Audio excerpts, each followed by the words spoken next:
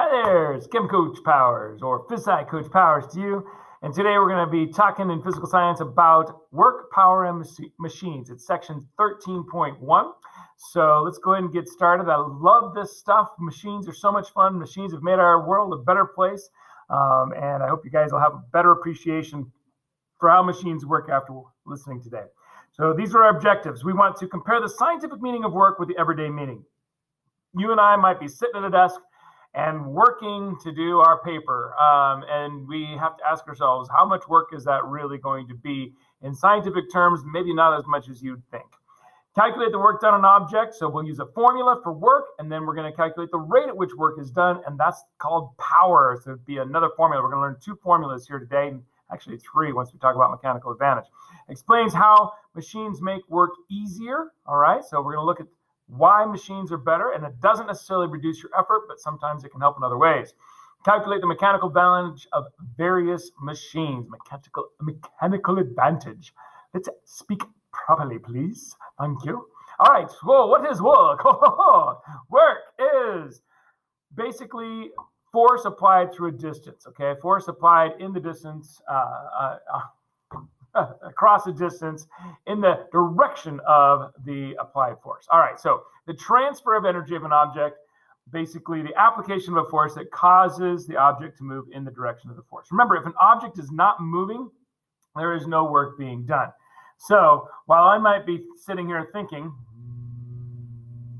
I'm not doing any work if I'm not moving, okay? There's got to be some motion in order for work to be done according to the scientific sense. Okay, so thinking is not work in terms of the typical scientific definition. All right, work is measured in joules. Now, joules are, interestingly, a Newton meter. Now, if you remember, a Newton was a kilogram meter per second squared, right? That was the Newton, and then a joule basically is just going to be multiplying by another meter, the distance by which it's applied, and so you're going to add the squared to that. Okay, so a Newton meter, or a kilogram meter squared per second squared, is the term for a joule. Now, joule was named after a scientist. You know, units are so cool. It might seem like this is getting more complicated, putting squares on things and just making this unit bigger and bigger. But notice how they're all related. It's so much fun to realize, that velocity, which was meters per second, was related to acceleration, which was meters per second squared, which was then related to force, which was a kilogram meter per second squared, which is now related to work, all right, which is a kilogram meters squared per second squared. See how we just keep adding things on? Well, the thing about units, which is so beautiful, is that even if you don't remember the formula, you can still solve problems just by making sure your units cancel as you're solving the problem. And making sure, like if I wanted to go from a unit of work, I'm like, oh, I did such and such, I worked today. And you'd be like, well, how much force did you apply? Well, then I just have to figure out how to get my work equation to have a meter divided out of it, and I would have my force, all right? Because that's what force is a work problem but divided by a meter problem. And so it's so cool. Love units. Sorry, probably confusing some of you. Here's our formula for work. Work is equal to force times distance, okay? Force times distance. So remember, work is measured in joules. Force is measured in newtons. Distance, already is measured in meters. All right, so this is the formula. It's a simple formula, but remember that work requires a change in motion in the direction of force. So when we have to think about, when a person is doing some walking or running, who's doing the work? How is this person moving? This person is moving in the direction of force. Well, where's the force being applied? Okay, because action and reaction, right? So the action is me pushing back this way. The reaction is the earth pushing on my foot and making me move that direction.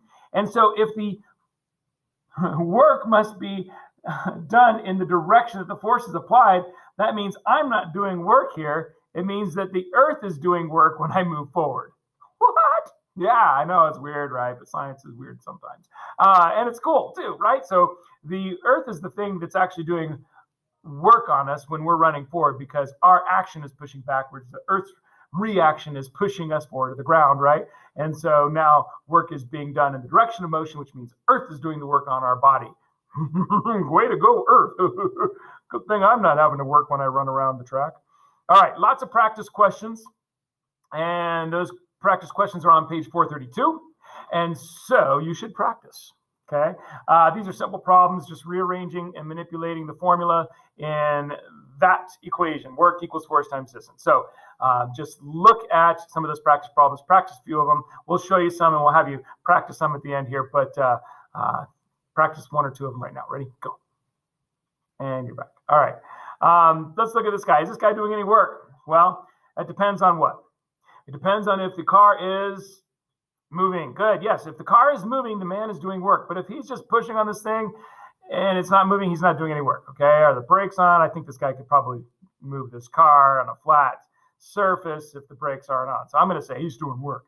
But right now we can't tell because the pictures. He's just going to be leaning up against his car. I'm cool, man. I just kind of lean in my car like this all the time. Hey, settle down. All right. Sorry. Power. I'm a little goofy today. I don't know if you noticed. Power is the quantity that measures the rate at which work is done or energy is transformed. So basically, we're looking at how much time does it take to do a certain amount of work. And so power is measured in something called watts, also named after a scientist, James Watt. And it's basically a joule per second. So we take that work value, right? And that's a joule, and then we divide it by a second. How much time did it take to do that? And again, we're just kind of adding into all these cool units, right? So we had that work unit. So it's actually, the kilogram meter squared per second squared. And now we're dividing it by another second. What? So power is actually getting like a seconds cubed. What is going on here? All right. So yeah, it's fun. Let's look at this formula. Power measured in watts. Work, you guys already know, measured in joules. Time measured in seconds. I started recording this before. I messed up, so I started over again. But I started to sing a song. And I'm sorry that you guys don't get to hear this song because it was really bad. It was like stupid, and it was about the letter J. It was about messy letter J that I wrote. I sang you a song about a messy J and you didn't get a chance to hear it. So just imagine Messy J. Doesn't it sound like a country song? Hey, Messy J, Messy J. First time it wasn't country. That wasn't really country. All right, another unit for power is horsepower, HP. You guys have heard of horsepower before, right? Whether it be your lawnmower or maybe your car, your motorcycle, whatever. You've heard of horsepower, a way to measure the amount of work that is being done in a certain amount of time. And this actually came about by the guy who's up here. His name is up here. Watts, where are you? He actually, James Watt actually came up with this unit of horsepower because he was trying to sell these pumps. All right. So he'd come up with this really cool way to, get into a mine, and the mine had lots of water inside of it. And he was pumping the water out of the mine. And he'd had a device that he'd built, which was basically like a steam engine, right? That would have, you could put wood into it or coal, and then you burn it so that it's actually pumping the stuff out. And he was trying to sell this stuff, right? So he invented this thing. He was trying to sell it, and he needed to market it to people. And people were like, what in the world is this new invention? I don't know why I would need it. And so he came up with the idea of, well, it saves you horsepower, because what they would do is at the surface where the horse was, their mine was way down here and all water was down here and they were pumping it out this way. But at the surface, they would have horses. Oh man, I'm such a bad drawer. And the horse would be spinning around. He'd be spinning around one of those, kind of like cranking devices. He would just be walking in a circle over and over again, right? And so he would walk in the circle over and over and over again, and that would be pumping the water out so that the miners were down deep under the ground, wouldn't get, all the water all over the place, wouldn't drown and all that kind of stuff. So he had to say, James Watt was like, you know what? This is going to be worth so many horsepower. You're going to not have to buy horses anymore and feed your horses and deal with them when they die and all this other kind of stuff. He's like, you can just have my machine, and horses are no longer part of the equation. And my machine is going to be worth 1 horsepower.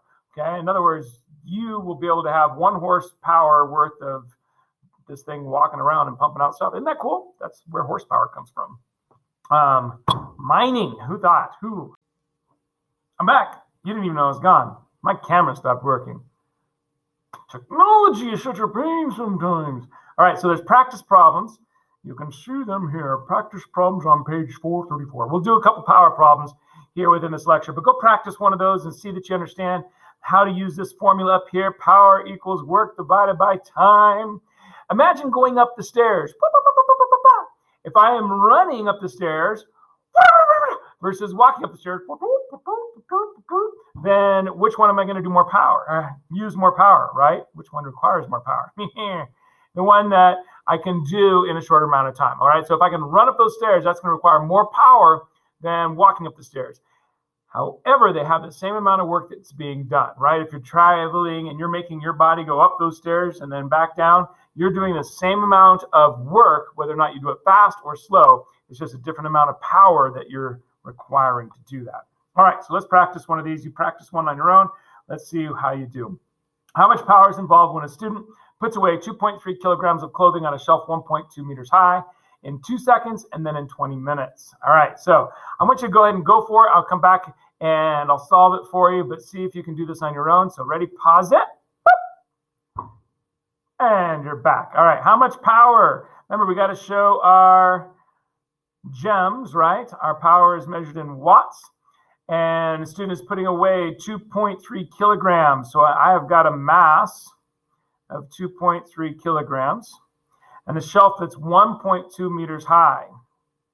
All right, so I'm putting down my H here, but I can say that's a D, right?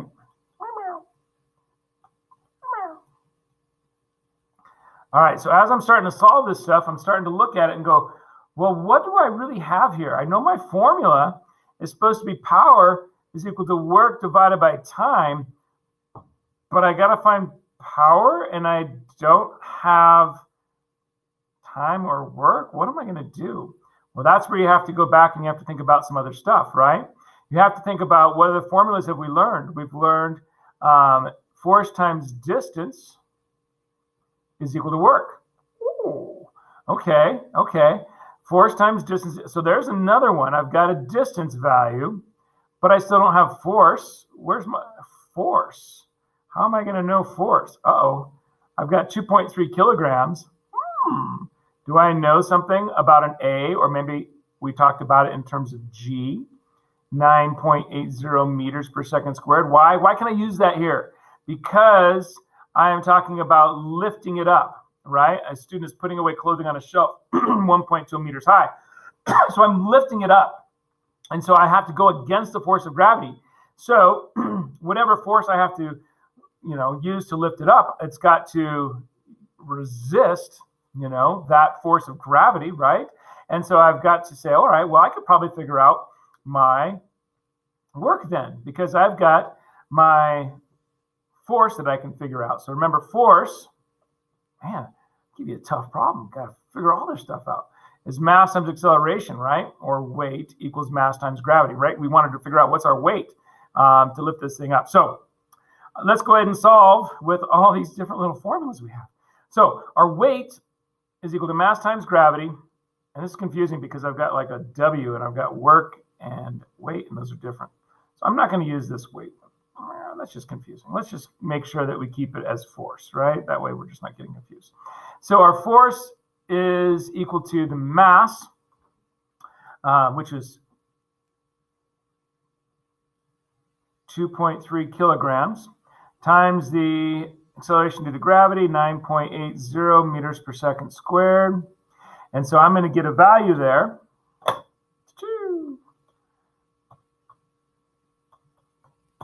You're like, Powers, how are we supposed to figure this out? Yeah, I really wouldn't expect most of you to figure this out. Some of you guys might have. But now that you've seen it, you'll be able to figure it out, right? Some of us can just kind of see those little pieces, and some of us have to see it first. And that's okay. It doesn't matter what type of person you are. Hopefully you can see it now and recognize it in the future, right? You see the pattern, you can recognize the pattern. But if you never see the pattern, I don't know. All right, so we got 22.5 newtons, right? Okay, so I can answer this one as 22.5. I can plug that one in now. And then that means if I multiply by distance, I can get my work. So let's do that. Work equals my 22.5 newtons times my distance of 1.2 meters high. Now I just kept my 22.54 in there. And so now my answer is 27.048. That's got to be joules, right? And let's go ahead and make sure that we figure out now our last formula. We're almost there. Power is equal to work divided by time. So we can say 27.048 joules divided by our time of 2.0 seconds. Man, it's so hard. Divided by 2, 13. And I'm going to use my sig figs. I can only have 2 sig figs, 13.5. So I'm going to say 14 watts. What do you want? I want your watts. I want 14 watts as my answer. All right, so I do 14 watts if I can do that in 2 seconds. But if it takes me 20 minutes, what is that about? How in the world am I going to do 20 minutes? That's just ridiculous. All right, so I've got another time, right? So I never put my 2.0 seconds of time here, but I also have another time, and my other time is 20 minutes. Oh my goodness, 20 minutes. And let's do a quick conversion factor for every 1 minute. You've got 60 seconds, which means, darling, that 2 times 6 is 12, which means I have 1,200 seconds. Oh my goodness. All right, so 1,200 seconds. So now for my next part of my problem, I've got to do my 27.048 joules. And I've got to divide by 1,200 seconds. Okay,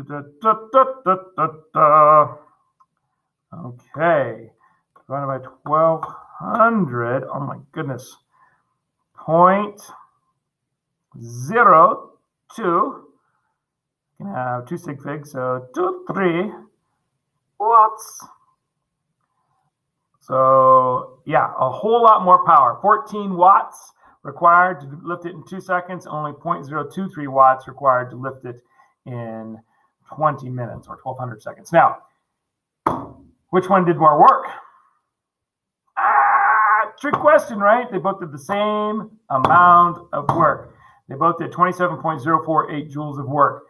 And that's kind of the weird thing about this whole stuff is like, what? Like, it took him 20 minutes. That can't be the same amount of work. But in science, it is the same amount of work because it's just the force applied across the distance in the direction of motion. All right, let's talk about machines. You've done some problems now. That was a fancy, you got to figure it all out problem. That was tough. All right, so now we're going to do machines. Machine, yes, we love machines. Machines are devices that make work easier to do. Now, that word easier is kind of the key here because believe it or not, easier doesn't necessarily mean easier in your mind or my mind, depending upon how you want to think about things, okay? So easier, does that mean less effort or does that mean in a quicker amount of time? Like you can argue that. Like, is a bicycle going to actually be easier to use than walking? You might argue that, yeah, a bicycle is easier to use than walking, but do you realize it takes more energy to get the bicycle going than it does to keep your body going, right? And once you get it moving, you can save some energy, but that bicycle actually takes extra work to get started compared to just walking. So you kind of have to define easier, but the idea here is easier in this case typically means less effort, okay? Let's talk about how it's easier. All right, how do machines make work easier? Let's look at this one. You can notice that this guy is trying to lift this box up, and he's having to apply a force of 225 newtons. Now, the amount of work that must be done is 225 joules. Why? Because that box, which is 225, has got to be lifted up a 1 meter distance. Now, there's a couple ways you could do that. You could do it by just brute force strength, right? Lift that thing up that way. Or you could take it and you could have a ramp and you could move that box up that meter, but you have to move it across this big old long distance here. So what I'm doing here is I'm increasing the total amount of distance that I apply my effort. So am I doing the same amount of work? Yes. But am I exerting less effort? Yes. My effort now is only 75 newtons of force instead of the 225 newtons of force that I started with. And that's important. I'm doing the same amount of work, but with less effort. Okay. Now, it's important that you also realize that the distance is increased, right? So 1 meter to 3 meters. Okay. So if you want to decrease your effort with a machine, you have to realize there's always going to be a sacrifice. Sacrifice. It's supposed to be like death metal. All right, so you're going to have a sacrifice. If you want to reduce effort, what am I doing? Reduce, you have sacrifice for a reduced effort. Okay, these little things are just kind of crazy. I don't know why my little pen wants to put little spikes on things, but it thinks it's cool. Definitely goes with the sacrifice. Sacrifice, spike. Okay. Sorry. I know I'm weird. Some days I'm just weird. All right. So now you can see how your effort has been reduced, but it took a sacrifice of increased distance. Okay. So you're going to have a sacrifice for less effort. You're going to have to increase your distance. Okay. And so you're going to have to sacrifice distance for reduced effort. Sacrifice the distance. All right. So how do machines make work easier? They can decrease the size of the effort force. Now, you see it says force here. Again, the work is the same because it's just applied over a longer distance, but it's the effort force that we're talking about. Increase the distance over which it's applied. Okay, ramp, lifting a box. Another way that machines can make work easier, they can change the direction of force. So for instance, if you were to have a flagpole and you had to raise the flag and you wanted to raise it up there, well, you could climb up on top of that thing, all right, and then you could lift it up with your rope. You could be like, oh, I'll lift the flag up, but you would have had to have climbed up the rope and it would have been terrible amount of work.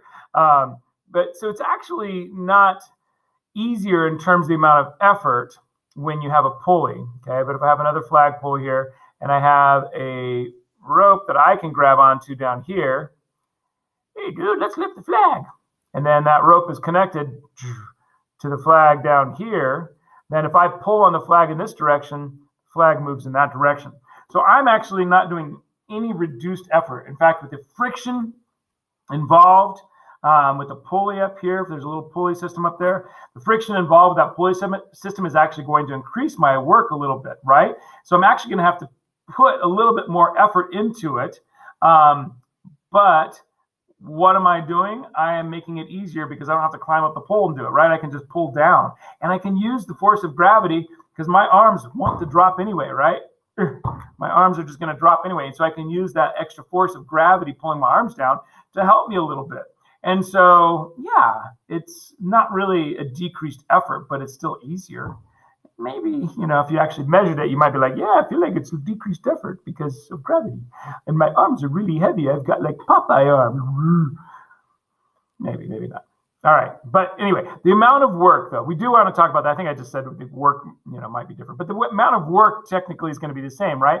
Because I'm applying I'm going across a distance. So whether I be lifting it straight up this way by climbing on top of the pole or I pull on that rope to make it come up, that distance is the same. The force, again, you have to, you know, actually measure it. We could measure it with a little spring scale, but you actually have to measure the force, and the force might end up being the same or slightly different. It could be more here with the friction of the pulley, I would say. Anyway, yeah, let's look at another way that machines can make work easier. They can change the speed at which a given task is performed. Okay, so this is kind of like changing the power, right? Imagine if you had to, beat an egg with a little whisk versus having the ability to just use a machine that has a little crank, and every time I turn the crank, the whisk like churns like 5 times, like, right? So then I will have turned that whisk by doing this. Now, I might have to put some extra effort into it, but it goes faster, all right? So if I can use a machine to make the task finish faster, then I'm also loving that machine, right? So they can change the speed at which a given task is performed as well. All right, so lots of ways that machines can help. So let's see if you can answer this question. Student lifts a 12-Newton book 1.5 meters in 2 seconds, right? Can we figure this thing out?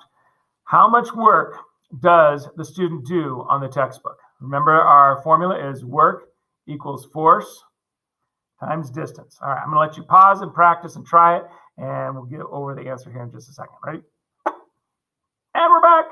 All right, I know this lecture is kind of long, but we got to get through this stuff, right? So let's apply our values. Okay, our force is equal to 12 newtons.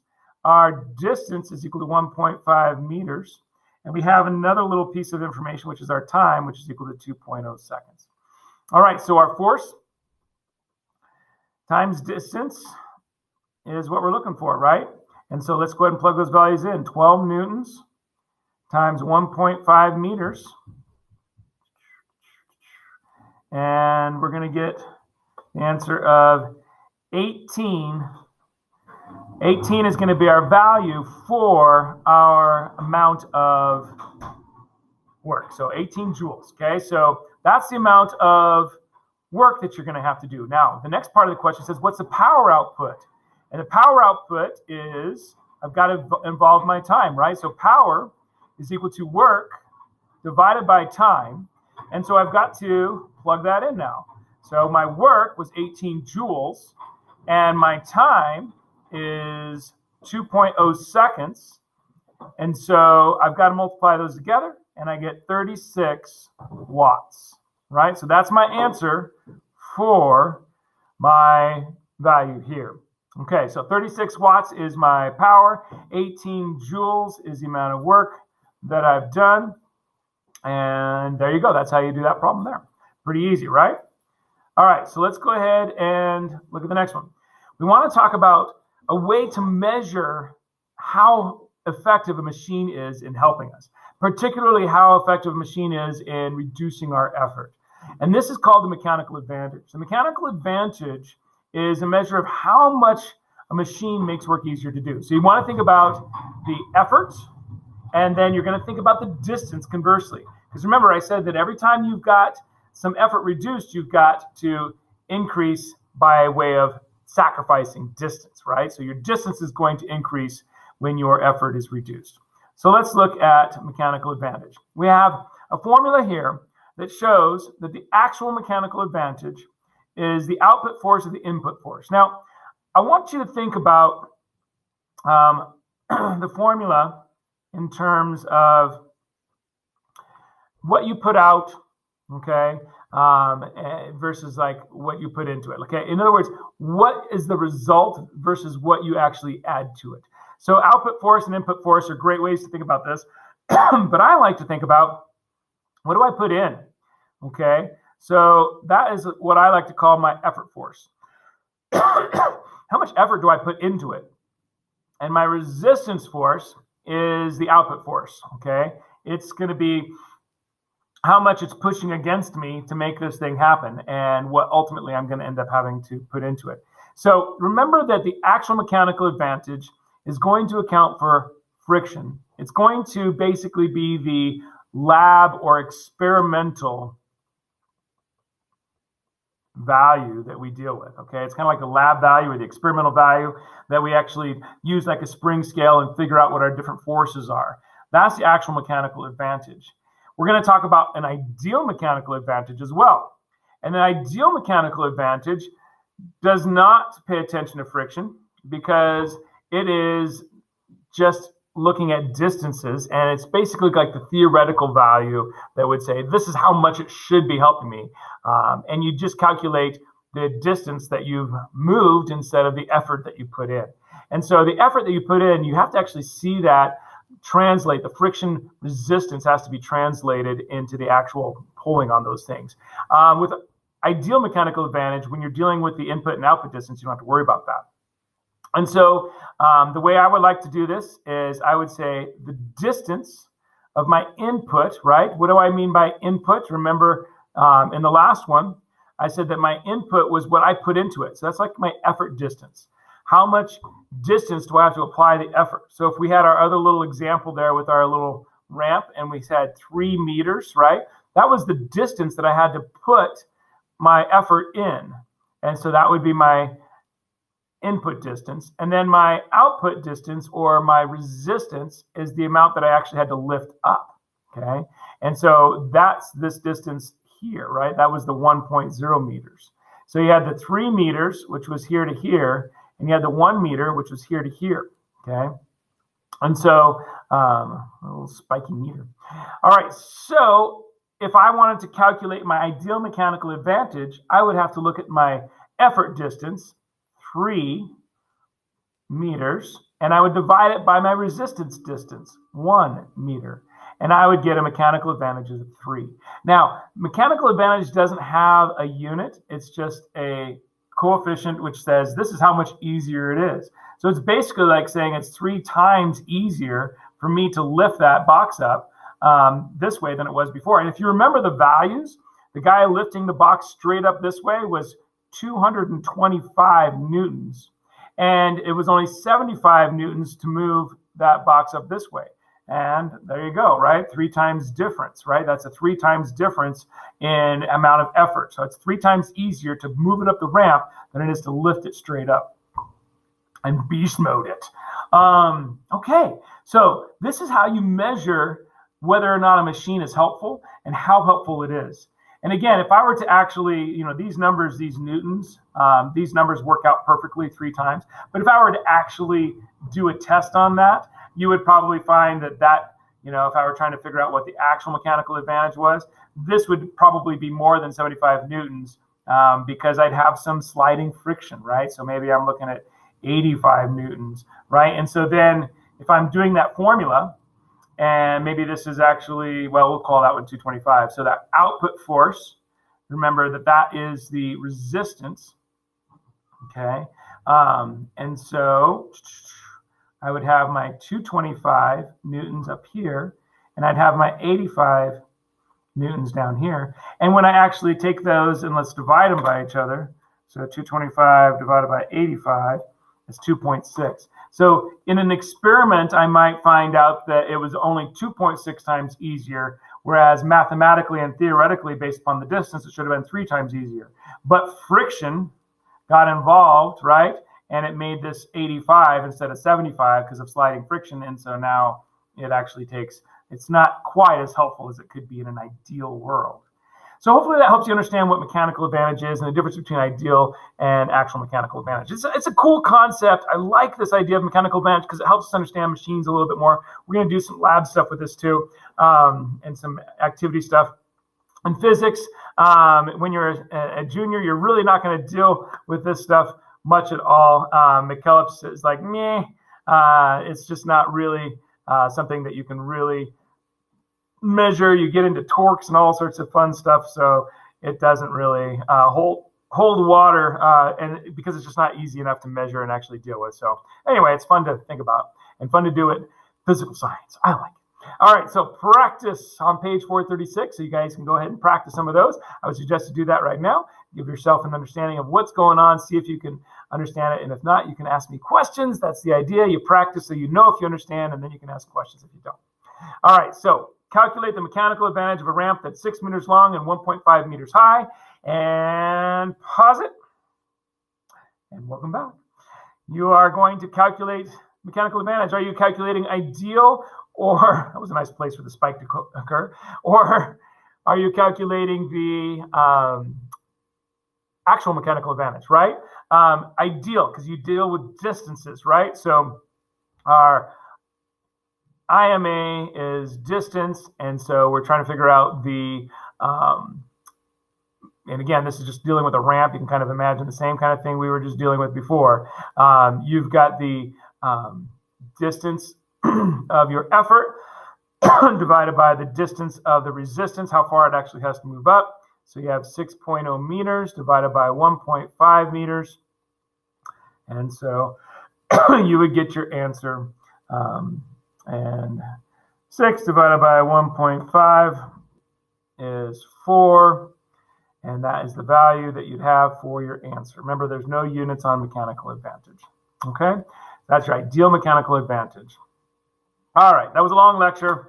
Woo! But we did it, and we learned a lot of great stuff. So this is Work, Power, and Machines, section 13.1. What have you learned? You learned how to calculate work, force times distance. You learned how to calculate power. It's work divided by time, and so you know that they're related to each other. Power is the amount of time it takes to do a certain amount of work, and you know how machines make work easier. We're going to talk about various different types of machines, so many different types of machines. We're going to talk about the different types next time, and you know, you can be like, what is that?